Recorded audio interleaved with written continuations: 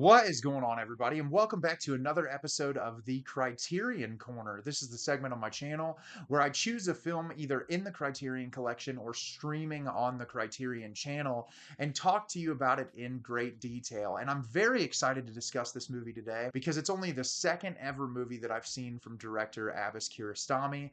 I have talked about The Taste of Cherry on my channel here and on my TikTok multiple times. Taste of Cherry is a movie that I would say fundamentally changed me as a person when I watched it. I think that it is one of the most beautiful pieces of film ever created, and I think there really was no one like Kiarostami. Truly just a remarkable, talented filmmaker, and I don't know why after watching that movie I've never gone and watched any of his other work, but this is one of the movies that I've heard throughout the film community is like one of his best outside of Taste of Cherry, and the subject matter of this sounded incredibly interesting, and it's been on my list for quite some time. And the movie I'm going to be telling you about today is Close-Up. Close-Up is directed by Abbas Kiarostami. This fiction documentary hybrid uses a sensational real-life event, the arrest of a young man on charges that he fraudulently impersonated the well-known filmmaker Mohsen Makhmalbaf, as the basis for a stunning, multi-layered investigation into movies, identity, artistic creation, and existence, in which the real people from the case play themselves. So I was super excited to watch this movie. Like I said, very fascinating idea here, and this movie is remarkable. I would consider this film a masterpiece right alongside of Taste of Cherry. I truly was so moved by this that I found myself crying multiple times in the last 10 minutes of this. I think Kiarostami is a master of empathy. He understands the human condition in a way that not a lot of directors do, and he showcases it in a way that is so beautiful and realistic and thoughtful, and not only in this particular case just understanding the human condition, but also understanding a person and their relationship to art. And as someone who makes a video a day about movies, and who movies really next to music are what carry me through existence and through my lowest points of depression and moments where I felt like I didn't want to continue on anymore, movies and music and art are what kept me alive. This movie just fundamentally shook me in a way that it's difficult to explain, but if you love movies you'll get the same type of reaction out of this, and I'm very excited to tell you about it today. So Kiarostami, being Kiarostami, gives us one of the most fascinating stories imaginable, which is a faux stylized sort of documentary where Kiarostami himself talks a lot throughout it with the people involved. All of the people who were involved in this actual case are in this movie, and it is about a man who is referred to as Sabzian. If I get these pronunciations horrible, I'm very sorry. I'm going to try my best.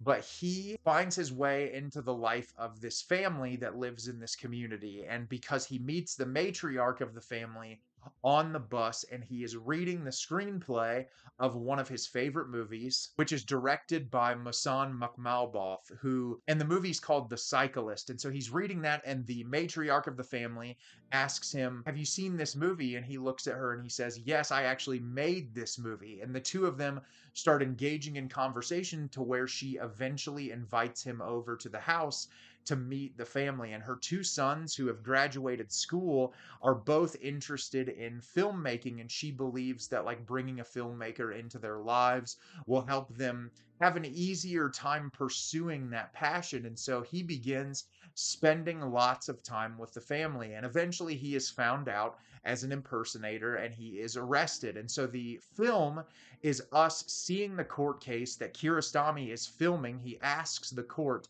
if he can film the case. It's this man arguing his case as to why he has decided to take on the persona of this director, his reasonings behind it, and us finding out little bits and pieces of information as to why he chose to do this. So like I said, this movie is absolutely remarkable, and there's a multitude of reasons as to why. For starters, all of the performances in this movie are amazing, and that's got to be because it's based off of something that happened. You're watching this movie, you see these people, and it does not feel like you're watching a movie. It feels very real, it feels very authentic, and I loved that about it. Especially Sabzian, the character we're following throughout the movie. My God, just what incredible screen presence, the dialogue delivery, just everything about how he's acting, which clearly, if this is based on real circumstances, you're living your life through film form.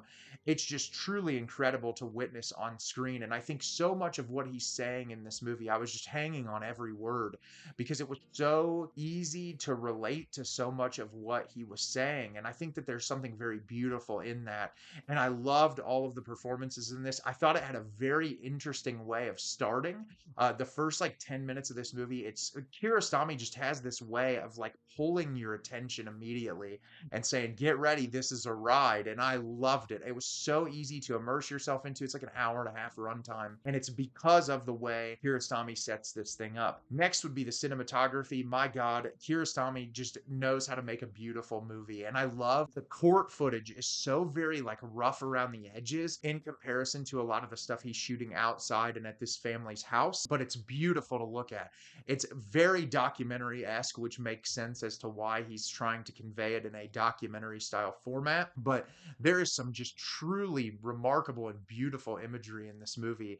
And Taste of Cherry is one of my favorite films of all time, and visually that movie is remarkable, so stunningly well shot, and this is no exception. I just loved the visual presentation of this, and I thought that the way it drew you in as a viewer, there's just something very special about that. And my favorite part about this movie overall is, like I said, the core subject matter of the film. You have this man who, as we learn throughout the movie, is incredibly poor. He got a divorce with his wife because his wife was sick of living in poverty. He has two children. He's lost custody of one of his children.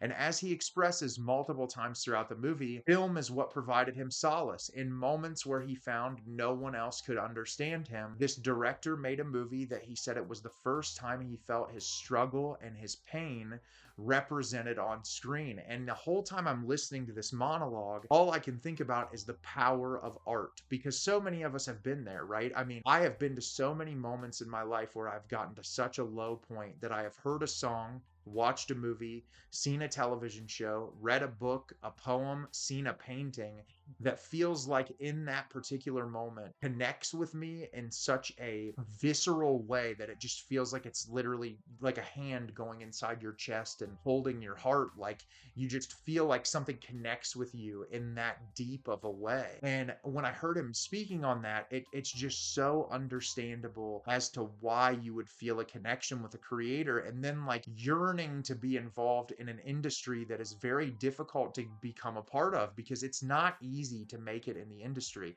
Take it from someone who went to college for film production for 4 years.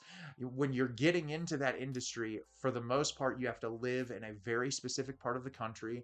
You have to start off in very undesirable jobs, getting coffee for people, doing things that aren't necessarily what you got into the industry for. You have to give up a lot of your time. You have to live paycheck to paycheck. You have to do a lot of things that make it very difficult to succeed. And when you feel so connected to a medium and you think that there's that ability to do that and create that, but it feels so out of your reach, putting yourself in the situation that I'm already a successful filmmaker, how would people react to me? How would they respond?